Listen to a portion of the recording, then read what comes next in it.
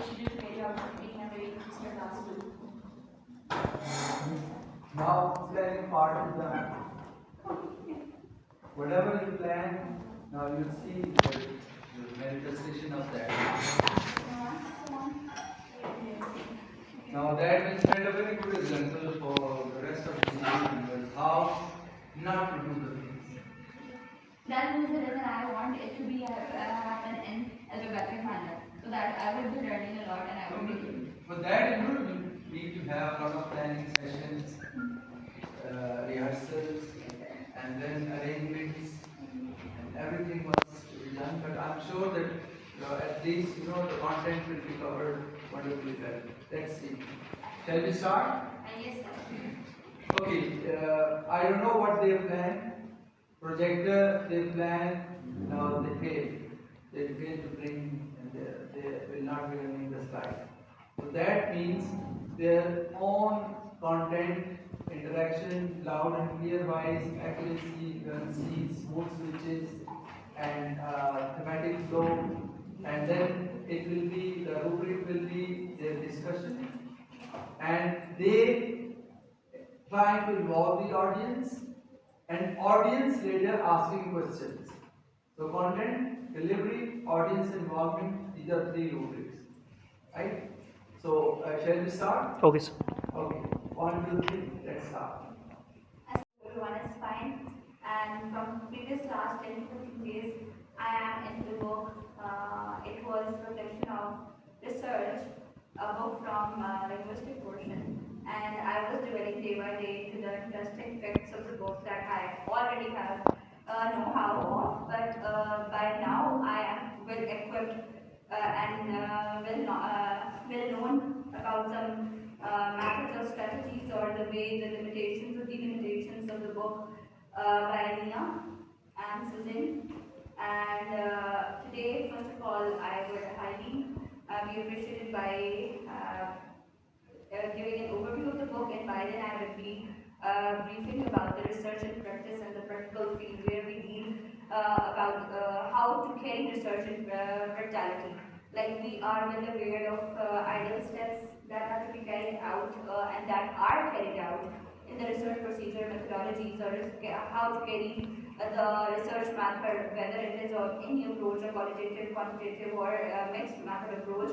But besides that, while dwelling into this book day by day, I was badly craving to know like what are the behind the scene of the book and behind the footage of how a researcher faces the emotion or the effects or ethnic considerations that are to be kept in mind while a researcher is into the practical field. So the overview of the book is that the background that reflects that this book just was into the field and was written basically when there was a British social linguistic conference, and all the researchers and contributors were having a corridor talk about research designs and some of the ideal research designs and some of the techniques that are in the foreground or the background and the things that are to be highlighted in the foreground and are keep on highlighting in the foreground.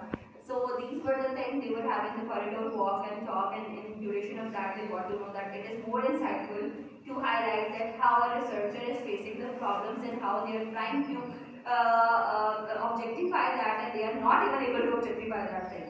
So the book today we are going to discuss in GGD is basically me and my fellows will be highlighting that how this the book, the reflection of research, is basically all about a book that tell us about how it went instead of how to do book.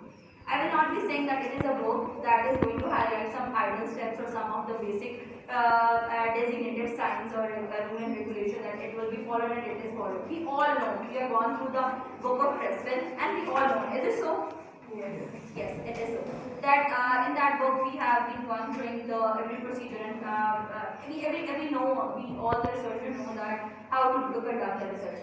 But behind that, I want to highlight that how it went and what were the background footage of that scenario and the research work in the practical field.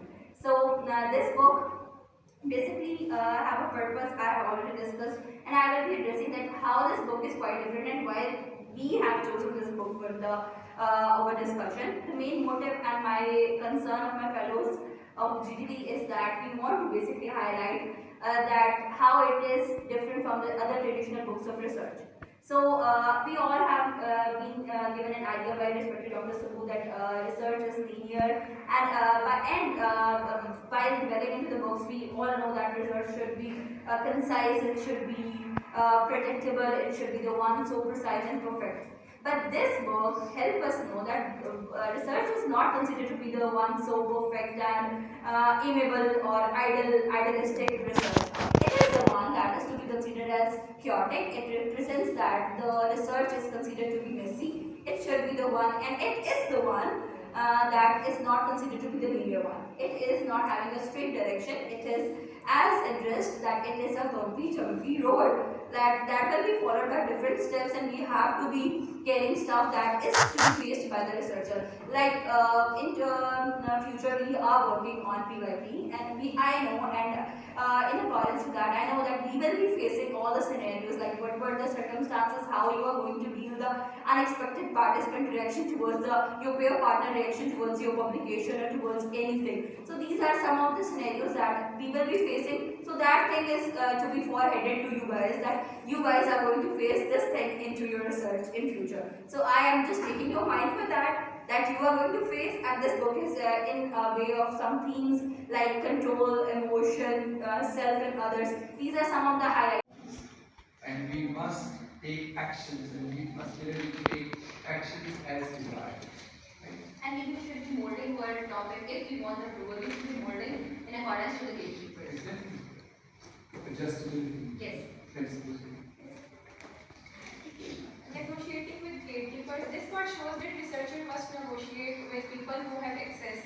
For example, a school asked a researcher to remove a religion question, but the researcher explained why it was important and he kept it. So, establishing research expertise. This section explains that researcher must show confidence in their knowledge and learning. To this help others to trust their work and approve access. Without reasoning and logical reasoning, I wouldn't be able to argue with you, and I would not be able to prove my have the consent of the gatekeepers. For that, I should be well equipped. I should be having a good command over the stuff. I want to be it to be approved. So that is your concern over here right now. I think it also depends on, but I think mostly it depends on the research purpose or purpose statement, like whether it's How strong research- that is or Yes, not. is it worth going through all of that emotional going against the structure and the command chain or not? Yes, you're Is right. that research very important or not? Yes. Flexibility, balancing flexibility. This shows that flexibility is important, but being too flexible can damage your research. So researcher must know when to adjust and when to stand. And where to it does. Yes. Rewards of collaboration. This section shows that teamwork gives emotional support, confidence, and better learning. Researchers feel less alone and feel motivated. And challenges of collaboration. This part explains that teamwork can cause conflict because people have different personalities, goals, and academic backgrounds. These problems must be solved through communication and compromise. Now the next part is section number 5, control. So this control is about the overall control of research.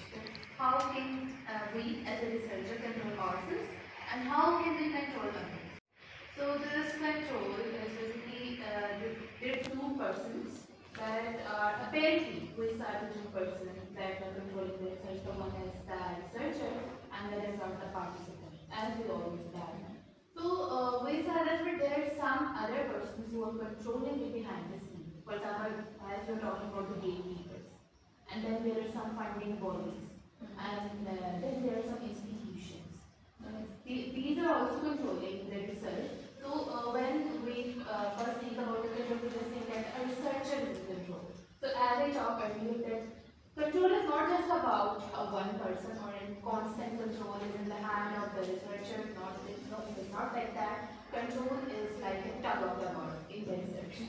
At one time it is in my hand, another time it is in the hand of You the need to shift the participant. table time by time, and Yes. in the field of research, and by the help of this book, we feel like that this research and the one where we feel like that research in this field of research, everyone is playing their part. Like if you are saying control in the accordance of the chapter control, like the one researcher is playing their part, the holding the other end of the stem or whatever it is. So everyone is trying to play their part, and that part is quite crucial to have an effective and outstanding research at the end. Yes, I have read some examples from the researchers. They said that they feel such kind of people means that they feel that they are controlled by their participants. So in the situation, how they handle it, how they will cover it all in the front of the camera and all that. So there are some situations that we have to be very flexible. Like we all already discussed about that. We should have the flexibility. That we should have enough patience that we can even other purpose, but maybe my perception about that emoji is different. So same particular things come to the point of main idea or the crux of the research. Might be possible that you would be having a particular perspective for that research, and I would be having a particular different perspective for that particular main idea or something like that. So this is the Influence or the on the specific context on our participant, either on the researcher. Is it so, Ambrosia? What is the role of building a rapport or a relation of the researcher with the participant before doing that kind of research? For example, he or she creates a bond with the participant. So, they are like building the bonds, comfort zone matters a lot, like how he or she is and behaving with the participants. And how they are going to facilitate a conversation in between them. if they can offer them tea. Yes. Yes, for And relaxing also them. making an encounter before engaging up, even though I feel like if the scenario in according or in the surrounding the objects that might not be there, that would be triggering the victim. Like for example, if someone is a victim of a knife, or might be possibly there would be a person who would be quite straggled, or the one that would be horrified by the presence of sharp objects or instruments. So we should be keeping in mind as a researcher that we should be rectifying that objects from the particular scenario regarding the interview, as one of the interview already suggested in the book that it had been done in the book. Yes. So the fieldwork difficulties also matters. And predictable situations occur sometimes. And learning from fieldwork, practical experiences and improves the research understanding. So that's all in the what research. about power dynamics between the researcher and the participants? Yes, Because that is a quite good question. I was going to ask the same thing. So power dynamics, like gender dynamics or power dynamics? power dynamics, for example, the researcher is on, let's say, a high rank, and let's say the researcher is the teacher and the participant are the students.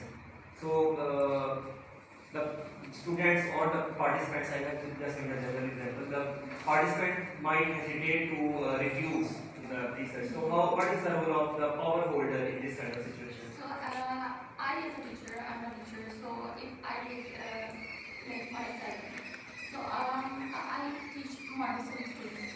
So sometimes they refuse. I know how to handle their mood swings. That is the reason you make them comfortable with Yes, it. That is the thing. But I feel like you should answer in a way that power dynamics or the research power agenda would lie with the researcher instead of a participant. Like he or she would be more dominant with the more power. Or I feel like this. I have opinion. If you guys wanted it, I am okay to go with I that. think that it will, more power comes more responsibility Yes, and I it take is myself like, as a children at that time. I assume myself as a kid, so that I can understand them better. So you feel like the power lies with you or not with you? The power lies with you or with the kids you are teaching? Kids, because they can. Power is not constant thing. It shifts. I think so it shifts. Like it would be a two-bond relationship. It would be a Yes. in a way that it would be one stick would be held by the one stick of the end would be held by one person, and the one would be held by the participant. Like it would be one. It would be shifted time by time. It would be that it would be molding in you in a way that they would be leading you or the way you can lead them. so you I have think this power dynamic during the process of collecting data, that is very crucial. And that shift keeps going in your favor and Yes. in favor of the participant. Now, for example, you are required to conduct interview from Army General Assembly. Now, one, you have to approach and make him accessible, then make him cooperative, and then during the process conduct interview without being mentally bogged down. And then it is very challenging to keep him directed towards your own research agenda, your own objectives of research. Same is the case with, for example, you want to go to chairman to collect data, conduct interview. Now you are a student here, and there is the chairman governing bodies, so you would feel pressure. Same is the case with the table can be turned the other way. Now you go there and your identity you carry along that you are an MS scholar, and you want to collect data from innocent, school children. So they would say, well, the huge scholar, big scholar, giant is there trying to collect data. Now, flexibility and adjustability and kind of common sense, contextual wisdom, that all comes into play during that process where you change and adapt yourself and accordingly keep your agenda or research objective and focus, and then you will achieve your That is the reason that we have chosen this book, because this is the book that is highlighting the honesty and the originality of the context rather than the academia and power. Yes. This book usually discusses the issues. And the real life examples, Yes. by addressing real life examples. If I feel like this book would not be consisting any real life examples, so I would not be that much keenly observing this all, and I would not be craving to keep on reading this all pages, and I would not be like, what is happening and why it is happening. I would let it happen. Actually, the thing is that we are students of social sciences, and unlike the other sciences in which the research is done in the laboratories or by experiments, these our subject involves humans, and with humans there are emotions, and we must be so much aware of all of these emotions. Now I am going to explain chapter number 4. This chapter explains that how research is done by working with others, and this also shows that research success depends on communication, trust, process, teamwork, and research as a collaborative process. This chapter begins by saying that research is never done alone. And I would like to add on here, like, if by contributing Other purpose, but maybe my perception about that emoji is different. so same particular things come to the point of main idea or the crux of the research. Might be possible that you would be having a particular perspective for that research, and I would be having a particular different perspective for that particular main idea or something like that. So this is the Influence or the on the specific context on our participant, either on the researcher. Is it so, Rosia? What is the role of building a rapport or a relation of the researcher with the participant before doing that kind of research? For example, he or she creates a bond with the participant. So, They are like building the bonds, comfort zone matters a lot, like how he or she is and behaving with the participants. And how they are going to facilitate the conversation in between them. Which they can offer them yes, but for And also making them very comfortable before and making up, even though I feel like the scenario in the recording or in the surrounding the objects that might not be there, that would be triggering the victim. Like for example, if someone is a victim of a knife, or might be possible there would be a person who would be quite traveled, or the one that would be horrified by the presence of sharp objects or instruments. So we should be keeping in mind as a researcher that we should be rectifying that objects from the particular scenario regarding the interview, as one of the interview already suggested in the book that it had been done in the book. Yes. So the field work difficulties also matters. And predictable situations occur sometimes. And learning from field work practical experiences and improves the research understanding. So that's all in the what research. about power dynamics between the researcher and the participants? Yes, Because that's a quite good question. I was going to ask the same thing. power dynamics, like gender dynamics or power dynamics? Power dynamics, for example, the researcher is on, let's say, a high rank, then let's say the researcher is the teacher and the participant are the students. So the students or the participants, I have just in the general example, the participant might hesitate to refuse the research. So what is the role of the power holder in this kind of situation? So, I as a teacher, I'm a teacher, so if I take like myself, so I teach Montessori students. So sometimes they refuse, I know how to handle their mood swings.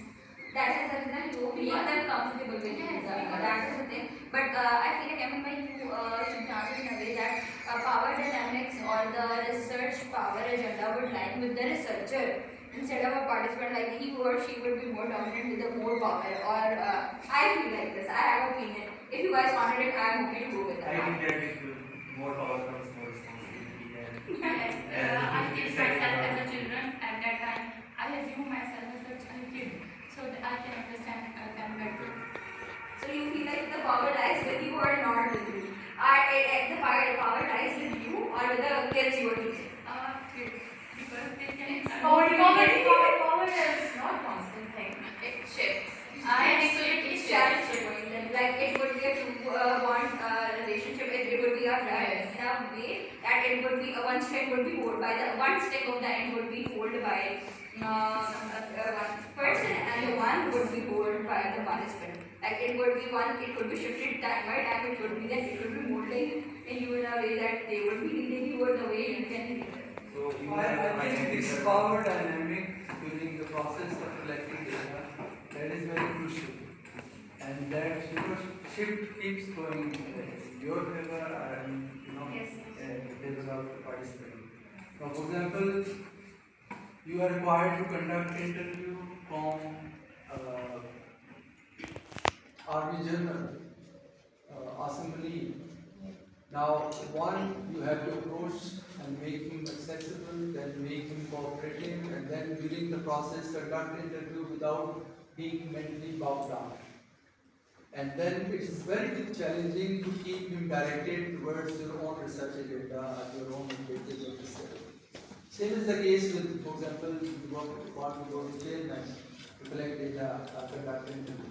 Now you are a student here, and there is the chairman governing body, so you would feel pressure. Same is the case with the table can be turned the other way. Now you go there and your identity you carry along that you are an MS scholar and you want to collect data from innocent school children. So they would say, well, the big scholar, giant is there trying to collect data.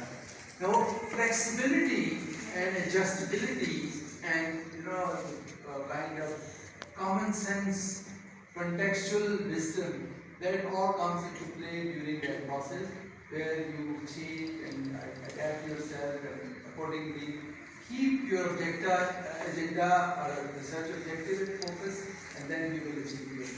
That is the reason sir, we have chosen this book, because this is the book that is highlighting the honesty and the originality of the context rather than the academia and power. Yes. This book really discusses the issues. And the real life examples by addressing real life examples. If I feel like this book would not be consisting of any real life examples, so I would not be that much keenly observing this all, and I would not be craving to keep on reading this all pages, and I would not be like, what is happening and why it is happening. I would let it happen.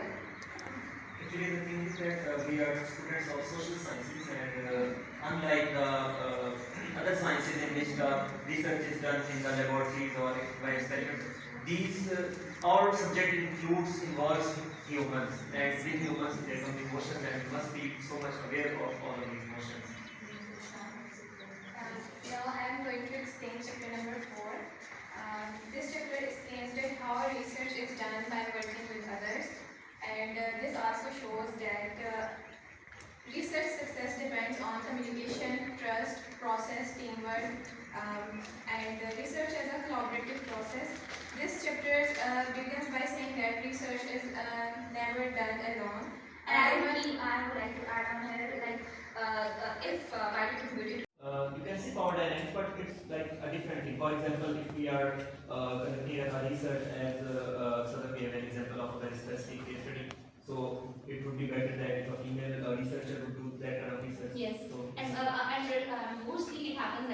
committee, or might be possible IRB, like an institutional review board, might not be proving that a male person or an interviewer would be going for a rape victim to answer a question, stuff from a rape victim, or the stuff like case study, very sensitive case study discussed by Sadaf, or will be discussed afterwards. So it all depends on HR, human resources. Yes, That- indeed. But it's very crucial point, dear, GGD members and all the participants, gatekeepers. Yes, sir. Now, mostly, we people become very negative. When we are rejected or when major modifications are suggested, we say, well, they are responsible. They rejected us. The journal editor is very cruel. The HOD is rascal. The supervisor is ruthless. The personal committee is stupid. When we have this negative attitude, and that is there normally in Pakistan. Elsewhere, in civilized part of the world, they keep putting in more arguments. They keep making their cases stronger. Then they keep fighting back. And the logical And reasoning is yes, they may get the they continuously keep fighting, and they agree on one thing. Okay, either convince or be convinced. Try to come up with more logical reasoning, or accept their logic and follow their instructions. And sir, here And we also must follow the same kind of, we must develop the same kind of attitude here in India. Gatekeepers are not always rascals. You've done that, your objectives are clear, then you are clear-headed and you are more prepared than the participants. Only then you can conduct successful kind of qualitative data collection. So according to this book, the writer said that all the writers said that the participants are actually the active shapers of your research. yes. Okay, so if they are active shapers, so how they are shaping the research? They can resist your, they can, for example, sometimes they don't take you serious when you're talking about something, or they start joking about this, or sometimes. And might be possible their body language will be reflecting that they are not no more interested in Interested. that Yes. interview. Yes. For this, you have some tricks to study their mental condition at that time. For example, you're studying the patient with mental illness, so you knew that how to control that patient, or how to control his mental illness, or when he's behaving erratically, that how to control him. So you always have to pre-planned about this. In this way, you can control your research very well. Or if sometimes there are some situations occur that you have to wind up all that. Like you said that can't do it anymore. So always prefer ethics before data collection. I think that there must be a balance between control and ethical consideration. The researcher must have a good understanding that here I must be in the control, and here I must consider that this person is not feeling But comfortable. that will be done by time and with the more experience and more rehearsal. Yes. And by time you will be well equipped to have that much balance between control and ethical consideration. That keep for the working research. on this fine line is very difficult for us. Yes. But sometimes it's like that. There is one example that the researcher said that I totally lost control. I didn't know what to do. So he said that instead of prioritizing my benefits, or instead of focusing on data collection, I prefer ethics, and I wind up always at the back home. So if there is some situation, you can prefer ethics according to me and according to the researcher that he is working on. So that was all that I studied. Now Rosa will continue with the section 2. My opinion that main part of digital factor control. I have a question, and when I do research, the researcher lost control. Yes, when the researcher because does not research happen in a laboratory setting. So you will need in this case the researchers plan to conduct homogeneous focus groups, but due to time constraint and the busy schedule of NetSpasa, this was not possible. and the researcher depends on practice for space and time. You're talking about the space and time, but the location matter much more in this the control section. That sometimes you have to be somewhere home for taking the room with you. So the room might be messy or there might be some kind of noise. So you have to take control of yourself in that situation. That situations are not for interview or not for such kind of things, but you have to control it. So she's talking about the space and time in that. And I think time and space matters a lot. Yes. For example, Like there would be a huge difference in between an interview conducted in a particular politician's house, or might be possible interview that would be conducted in between a professionalist scenario or in between different professionals from different backgrounds. and about that same experience, they create a kind of influence in their own house. Yes. Their gods are standing and we are going to the body check and all of that. They are creating to influence. They are Yes. they are Like trying to control, dominate us. And sometimes to accept the unexpected challenges like visa lunch and the presence of pharmaceutical representation. These factors show that research lost control when practical reality override practical planning. And so next we discuss about the loss of control during the focus groups. During the focus groups, the lack of speech. For example, the present situation, seating arrangement. The lack of seating plan allows existing workplace hierarchy, and we broader So you want to say that in our dating arrangement there should be a hierarchy. and for reshaping traction. And receptionists, despite being lower in class, strongly voice their frustration and dominating the discussion. Emotional tension increase as whether researchers explain some personal sensitive emotions or sensitive experiences of violence were shared. So then the participant will have agreement and forced to end the session early.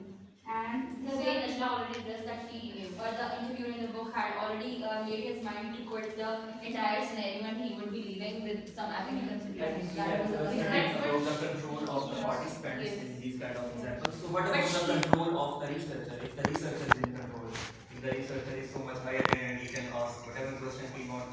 So what are his responsibilities in that kind of situation? That the researcher is in a lot of control, he has a lot of command.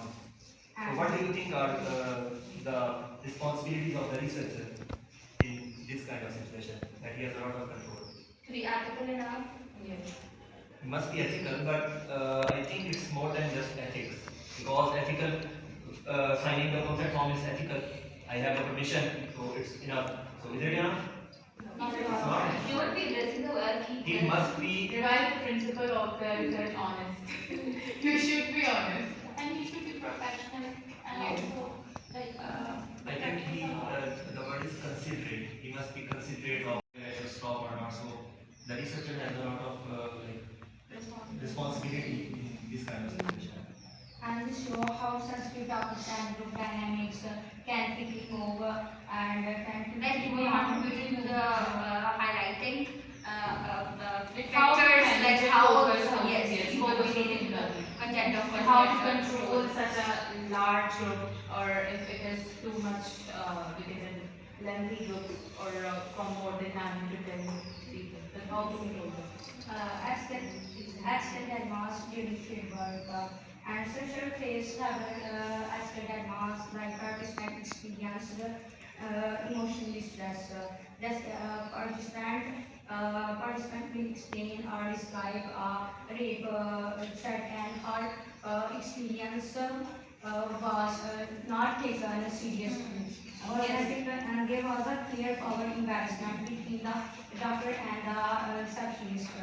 And receptionist and this discussion risk And here I would like to add that as I have already addressed that there are some of the hidden emotional and ethical challenges that a researcher may face where we feel like we may be dealing with a situated emotional hindrance or might be like obstacles like these, where we feel like as a researcher we feel like from the other traditional books that we are having some binding rule and regulations, but in accordance to this particular book, the researcher may have an emotional and intuitional response, and he must correspond to the particular scenario in particular specific context that may be leading to the reflexivity and adjustment as already listed. Yes.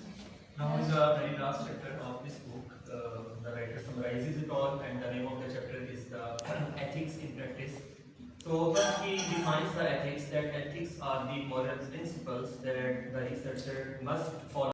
To be caused in the way of a particular researcher. He should be determined, and we know that if he or she had to deal with emotional and some challenging obstacles, and in the procedure of following the research, we while for example, if I come over here for my PYP and I'm going to address my roadmap, in my background, have you ever thought what were some emotional or challenging overcomes I have overcome by coming over here? No one knows. But my book, The Reflection of Research, is addressing this all factors and the themes and so on. I will be addressing some of the key concepts that are to be highlighted in the chapter number 1, that is the research and practice and the practical world or the practicality if we jump into. So it is like in which we have some of the, this book is basically highlighting some of the real life stories, vignettes, that is termed as vignettes, and that are the vignettes are basically termed in the form of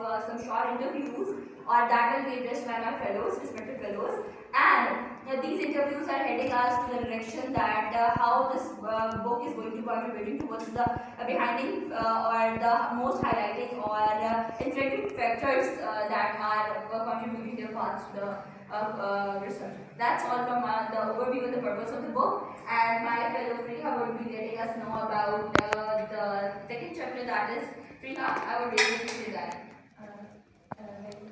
Thank you very much. Myself Rohita, and now I'm going to discuss about the chapter number 2. As Nimra have already discussed the chapter number 1. The second chapter of this book is emotions. First, I will tell you what is the purpose of this chapter. The purpose of this chapter is to show that the research is not only about data and method, it also about the emotions. Because it also explains how emotions affect the participant and the researcher during the interview. And this chapter also highlights and breaks the myth that the researchers, everyone says that the researchers are emotionally neutral. That is not the fact. Because we are, and the researchers are the humans, and emotions can appear at any stage of the research. And it also proves that there is no safe person and no safe participant. There also arises a question: what are emotions in the research? The emotions in And research. you want to say the emotions like stress or anxiety of a particular researcher faces during the procedure of a research. Yes, are you trying to address that? Yes. Is it I'm so also much tough? yes. That any researcher can feel that, because, for example, if a researcher is asking a question about from their participant, the stories might be very painful or traumatic, and the researcher also might feel exhausted or emotionally detached or very emotional exhaustion. For example, Harvey Thomas, in this researcher, he was a researcher and was asking a question from the woman. She simply asked the question about sex education, but the participant revealed about the sexual abuse by her stepfather, and that was really impact the researcher also. And she was really tired that after taking 2 to 3 interviews, she was very upset that she could not conduct the next interview. That's why what I'm saying, that researchers can also feel the emotions and empathy. And leaving behind the same particular impression and the importance that a particular interview is giving to us. Like if being a researcher, you want to address that. If I am going to have an introduction or an interview with a rape victim, so I will be feeling the same sympathy and empathy for the same particular participant, and I will be having to carry that emotions, that purging emotions back to my home when I am doing work on that piece of art or something like that. Are you trying to address this? Important part is also about the emotions of the participant. Yes, yes. Leaving also to the because, frustration, because frustration. the emotion, the research, while doing the interviews, the participants tell their own real stories, their life experiences, lived experiences, emotional traumas or illness or death, whatever it might be. And also, now what the researcher have to do. There comes a point, emotional labor in research. Research requires emotional control, patience, and listening. This emotional effort is called emotional labor. For example, a researcher listens calmly to a woman sharing a trauma, even though the story deeply affects the researcher emotionally. And there also, even simple question can lead the painful memories, and the researcher can feel shock, sadness. Therefore, the researcher also needs the support from the supervisors or anything else. Or Yes, because this emotion not only gone through during the interview, but also working by writing the transcript or by reading the same thing I questions. already addressed, Yes. that the same thing In the is going to same happen. process. I would be getting that thing or feelings back to my home, and I would be thinking over, and I would get frustrated, or I would be anxious over that I should continue the study or not. These are the circumstances that are going to highlight that my book is going to the solve stuff. But we are preparing our minds, fresh minds, that we are going to overcome these emotional or some factors of other ourselves that are going to be addressed by Frida, so on. Yes, researchers can have long-term emotional effects, and emotion can harm.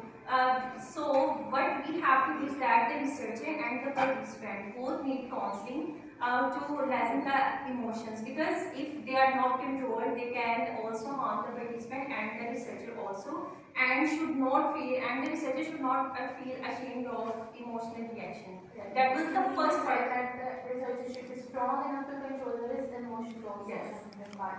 We should have a control over our nerves. Like, if I am a researcher in good addressing, are you suggesting me for this? And I should be having a control over my nerves to conduct the Yes, research. that is the basic purpose of my topic, that every researcher have to control over their emotions while conducting any kind of interview or any kind of research. Because research is also on the humans, and all the humans have emotions. So counseling may also teach our participants or our other members how to control their emotions. This is also avoidance of self. Yes, indeed it is. Okay, now Next one part, thing which has come, and all audience must be keenly interested in this, that we qualitative researchers, we deal with the people, we interact with the people, and as a result, we carry emotional kind of burden and labor. And I listened to this statement that we need to be very strong emotionally as researchers. But the question is how to be strong. I want you to have discussion on that. How to make a researcher emotionally strong. By consistent, I feel like Najla, if you are talking about planning, I feel like it should be a consistent practice of interviewing different people with different backgrounds and different specific contexts. If I feel like if I'm into interviewing a rape victim, so I should also go and dwell, or I should be talking to some other type of victim, so that I should be able to acknowledge myself, and I should be having knowledge of all the specific contexts around my surrounding. And apart from that, if you are talking about planning, I feel like why not even by you would suggest some ways, or I feel like the counseling and planning yes, just if Nazra is okay to go with. I think that Ways, or I feel like the counseling and planning yes, just if Nazra is okay to go with. I think that emotional EQ, the emotional Yes. quotient, it comes from experience, and it comes from self-awareness, and we as researchers, we must have a strong command on our And emotions, how and we are going to control that, and how we are going to build our EQ for this. we must have a lot of patience, because any kind of situation comes in the field of research.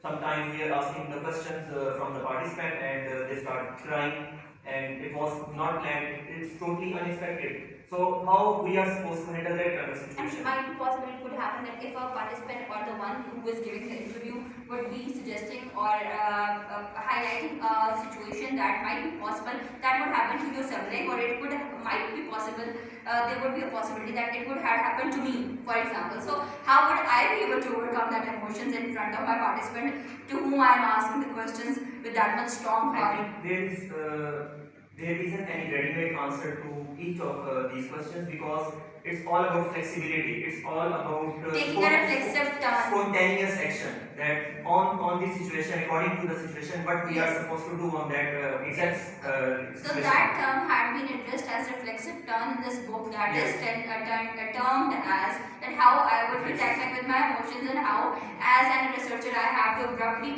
change my decision, and how I have to overcome my emotions. That is the reflexive turn you want to highlight. Yes, and reflexivity, it will be coming in the last chapter, and it will be my turn.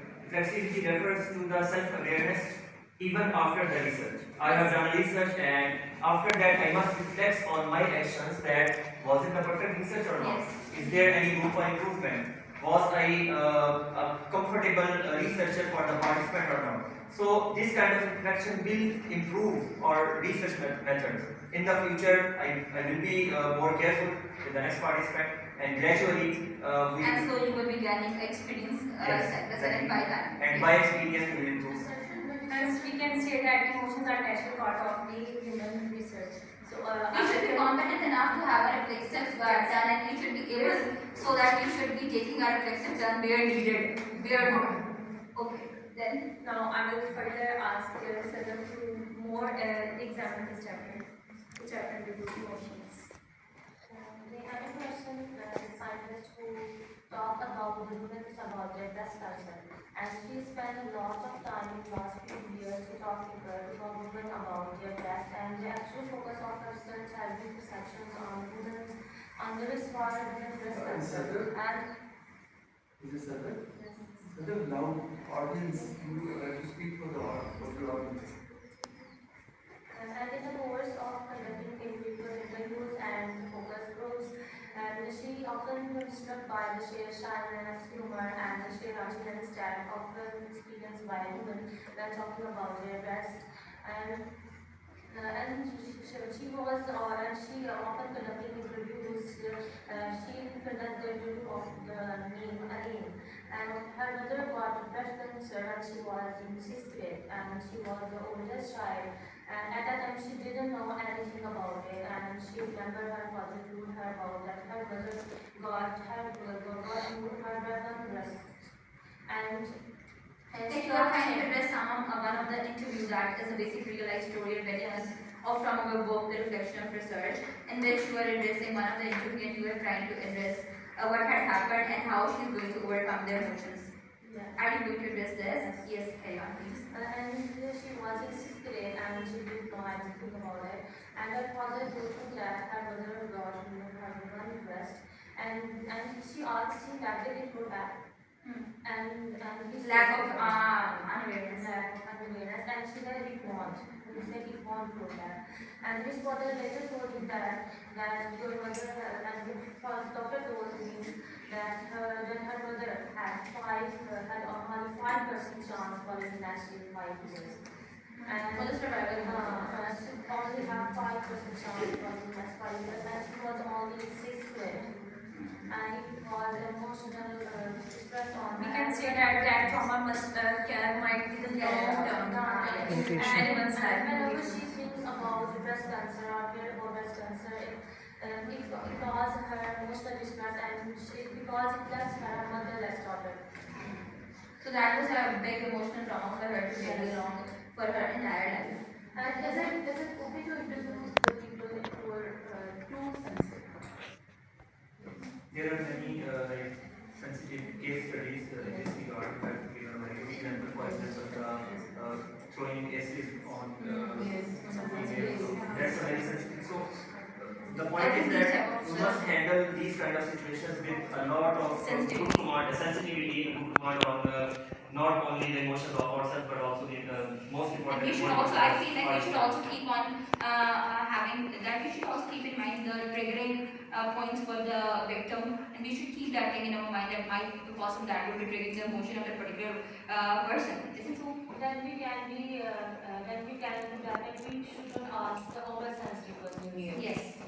That's I why we agree can with say that. that there is no safe question and no safe participant, because any a single question can lead to the painful memories. That's why. And of course, lifetime trauma for that particular person.